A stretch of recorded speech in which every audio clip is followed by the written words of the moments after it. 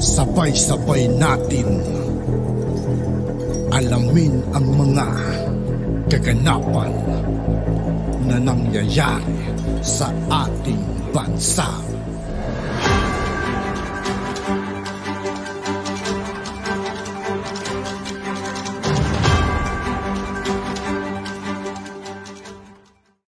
Yo, what's up mga kaibigan? This is I2K po again.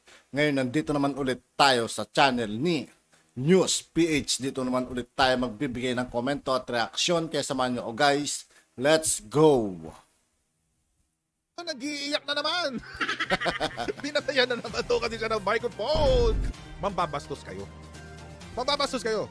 Tapos, kapag may ginawa yung mga taong binastos nyo laban sa inyo, pa-victim kayo? Nagpapabiktim kayo eh. Eh kayo lang ngayon ang bastos tapos you cannot take some pambabastos yourself? Paano ba nangyari? Kubahan po ang budget ng 2024. Kabataan, Representative Raul Manuel tried to stop the voting on third and final reading by raising a point of order, but he was declared out of order by the presiding officer and his microphone was cut off.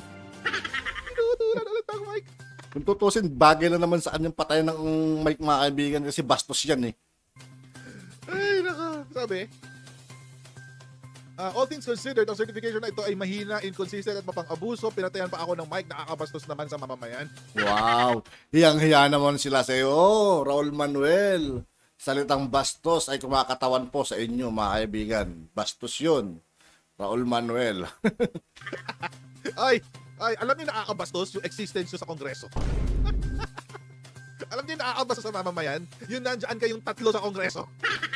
Ikaw, Raul Manuel, si Franz Castro, at si Arlene Brosas.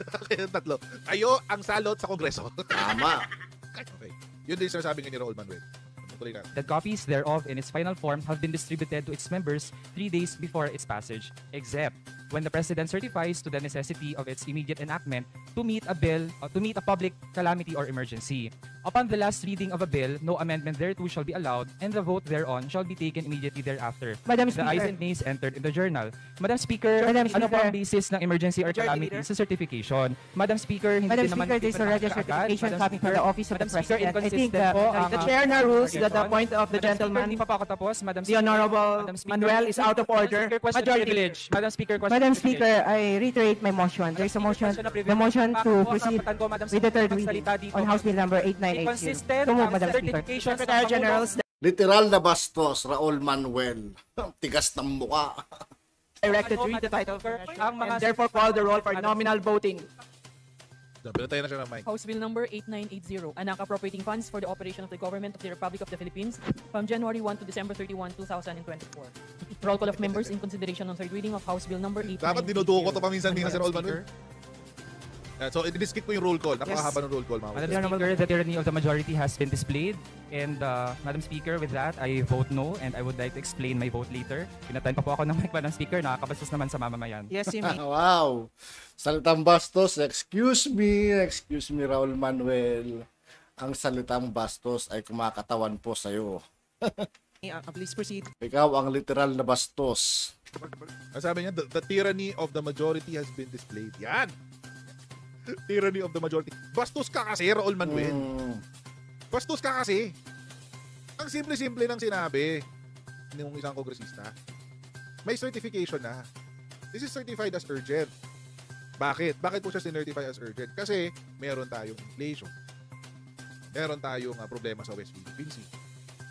Anong gusto nyong gawin? Ipagpaliban pa natin after ng recess nyo?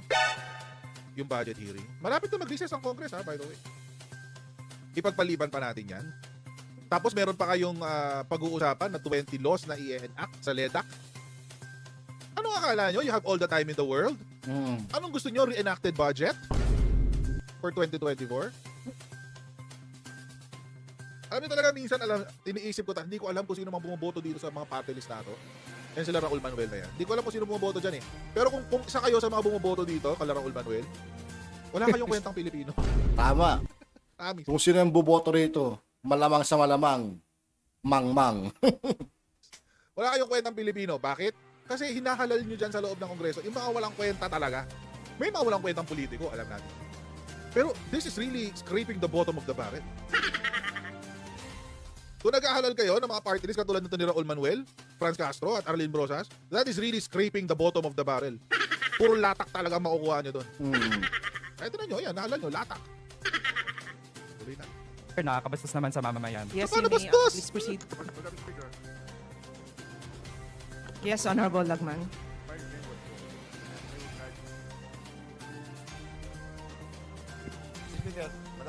Bakit naman? Honorable Lagman is recognized. My vote is yes, but with reservations.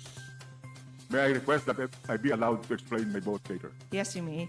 Yan, ganyan na kasi dapat. Tingnan nyo si Lagman. Alam nyo, opposition to, pero at least alam nyo yung parliamentary courtesy. Ganyan ho sa Kongreso. Hindi yung mag-aasal palengke ka.